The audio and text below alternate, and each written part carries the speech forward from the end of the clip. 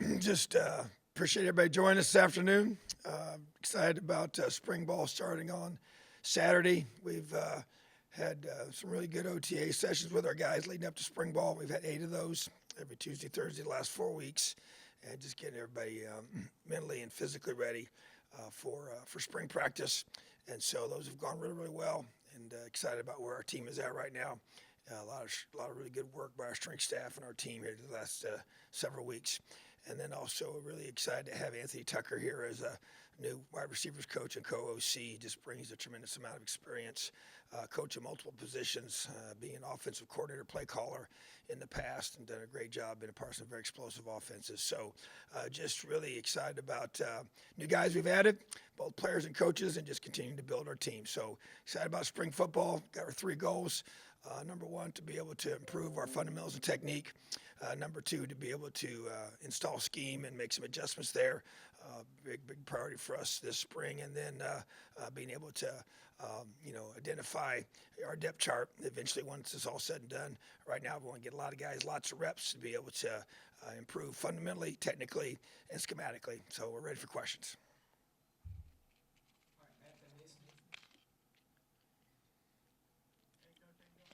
I'm good, buddy. How are you?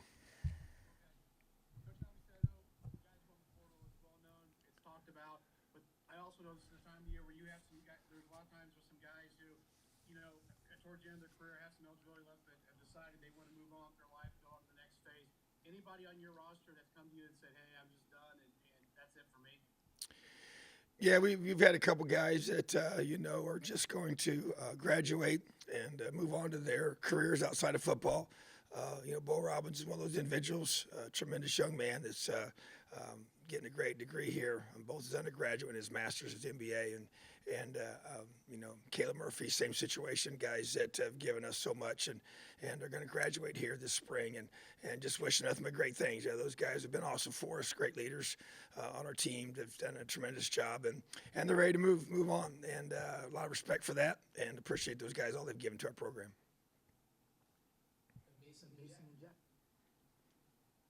Coach, obviously with the NFL Combine going on in Indianapolis this week, you guys have got Cam Jones there. What have the conversations been like with him in his draft process as he's been, not only rehabbing his injury but ready to take that next step?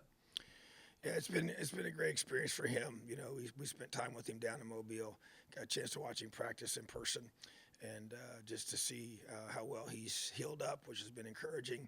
And I just was really encouraged also by the fact he just really didn't seem to be very rusty in his football technique, even though he hadn't played for a long time.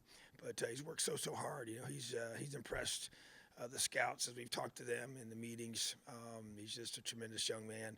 I'm going to go over and watch him tonight. He'll be doing his on-the-field work for the Combine this evening. So just lots of prayers for him, and I know he's really worked extremely hard for many, many years leading up to this. And so this is a culmination of a lot of things. And so, but man, he's representing us in a first-class way, on the field, off the field.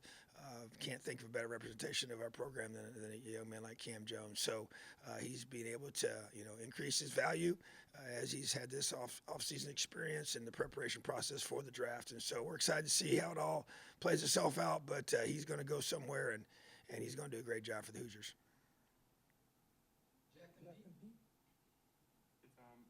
You obviously lost a handful of guys that played a lot of games, whether it be at safety or cornerback. I guess now entering spring football, are there any young guys in that room that have excited you about that group that could, make a case for more playing time this upcoming season? Well, we got several guys that have been here that are working really, really hard at corner position. Jamari Sharp's the guy that sticks out to me. Long athlete, redshirted him last year, can really run. James Mond's another young man that came here and has a lot of talent. He's working extremely hard. Travell Mullins as well. Those 3 guys have as young guys in that room. We redshirted those guys and gave them a chance to develop, and it's been a big spring for them. Obviously, we had guys that we brought in as well. But those 3 young guys stick out to me at the corner position, and it's a safety spot.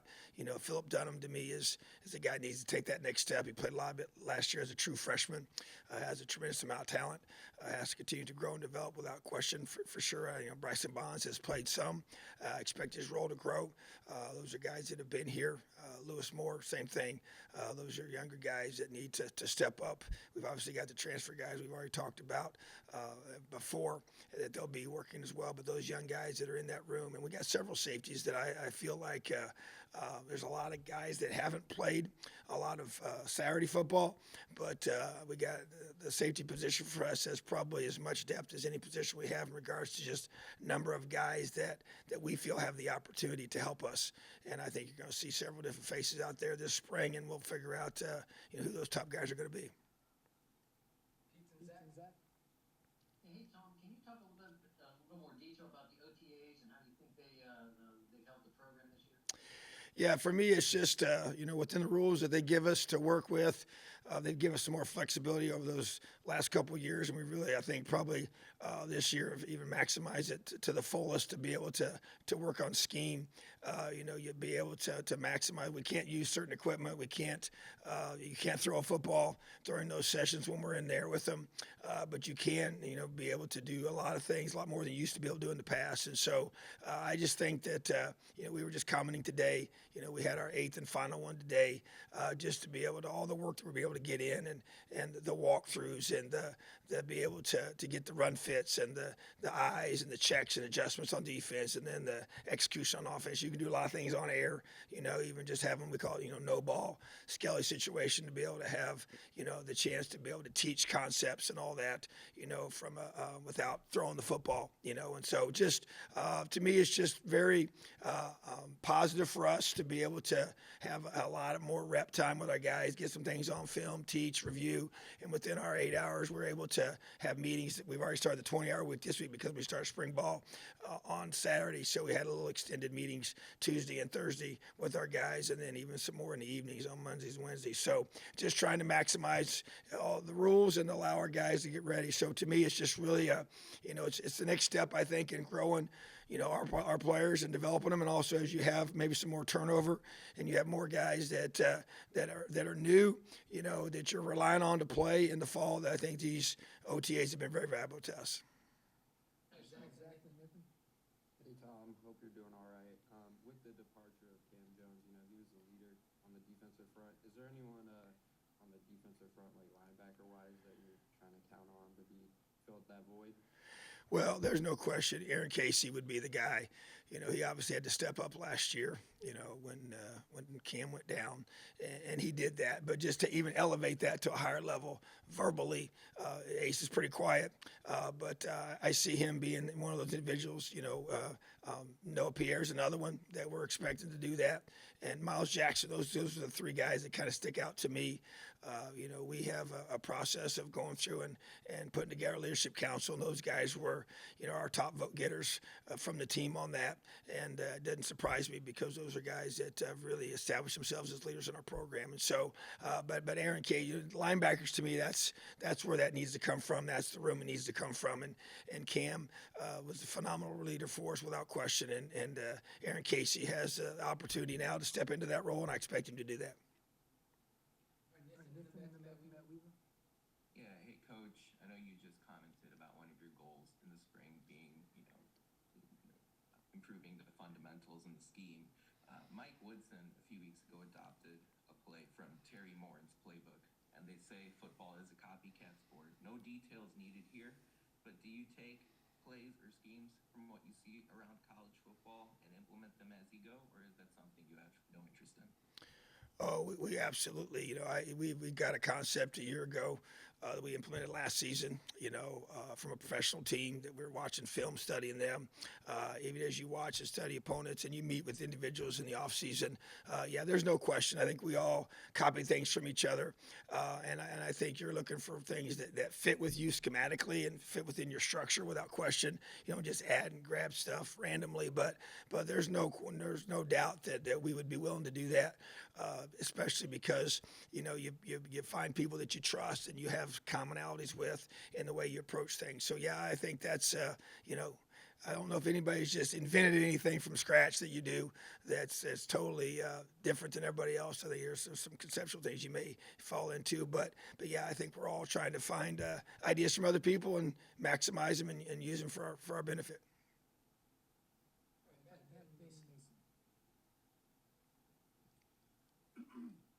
Hey, Coach, I know spring ball maybe more so than fall camp is a time when you can maybe experiment a little bit, maybe try some guys at different spots. Any notable guys that you have talked about as a staff that maybe you might want to try, say, hey, let's see what he can do here, or, maybe put him in a different spot than where he's been at? This is one year where we don't have a lot of changes like that. I do see some expanded roles for some guys. We've talked about Jalen Lucas and want him to be able to be returning punts as well. He's worked on that for the whole year, leading up to even last season when he got here in January. But want to see him do that, and then also going to be able to expand his role as being able to both a running back and a slot. And so we're going to expand that. But I don't think there's anybody we're going to be switching from spots around. We have made one change, in Cooper Jones. He's going to be on the offensive line. And so that's a guy that we have made an adjustment with because of his skill set and feel like he's got the length we're looking for and he's got the toughness and met with him this offseason and he was excited about that opportunity. So he wants to get out there on the field and be able to play. And so that is one position change that we have made. But other than that, pretty much the guys that have been here in certain positions are going to stay there and may have some expanded roles for certain guys. But other than Cooper not switching sides of the ball.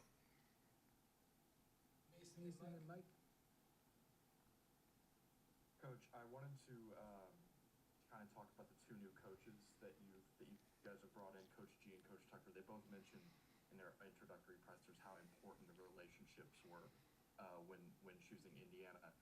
You've always kind of been a family-oriented guy. Would you describe the coaching staff that you've assembled now as a family on its own?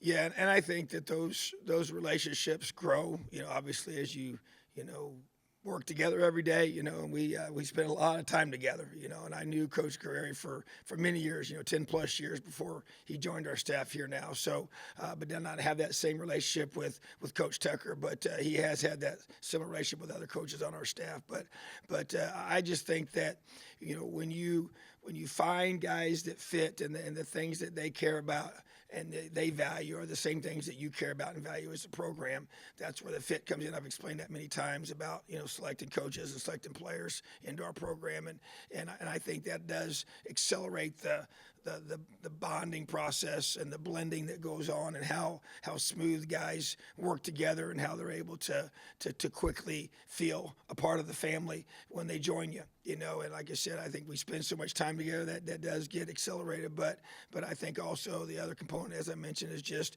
finding guys that just the things that you think are important, they think are important. And that's a big deal to me, and I want relationship-driven guys. Just going by their two offices these last couple of days, they're meeting with players all the time, getting to know our guys and getting to know their position room as well as their side of the football. And there's no way you can speed that up. It just takes time, to build those kinds of relationships with the players since they've never met them before until getting here. So, but guys that know and believe that that's important, they're going to spend time doing it. I didn't have to make them go meet with the players. They knew that's the first thing they wanted to do, and they're doing that, and they're still going to keep doing that throughout spring. So, I feel like those guys do care about the family component of the program. They understand how important relationships are and how you motivate and lead the guys in your room. Yeah, hey coach, you guys announced a tailgate meet and greet with the fans in mid-April. I'm curious kind of what the genesis of that was, and do you envision that being a replacement for the spring game in terms of a interaction point with fans in the program? I really do, and that's what I'm trying to create. And obviously last year, we had some more distinct schematic things we were doing differently that we were kind of keeping at bay and didn't have anybody here for spring. But I would like to have the fan engagement for a spring game type opportunity. And so we've kind of gone away from a true spring game model for various reasons. But I wanted to get our fans here, and I want them to interact with. I want them to see us have a chance to scrimmage. I want them to see us, in person. I want them to invite them to that. It will be our final spring opportunity of the spring on the 15th and practice 15. But it will be a scrimmage and a chance to see that in a very game-like situation for those components. And want to have the interaction as well. So we're still working through how that's going to look and work. But I want the fans here, want to meet our players, sign autographs and take pictures with them and talk to them. And I want to do the same with them. So I just want it to be very interactive, and we're working on that. And to me, that's what this is about. Is I want our fans to be able to see this team and watch our guys, in the final preparation before we, break to go into summertime. And then obviously the next time we'll see us is when we open against the Buckeyes. Awesome. Have a great day. Elio.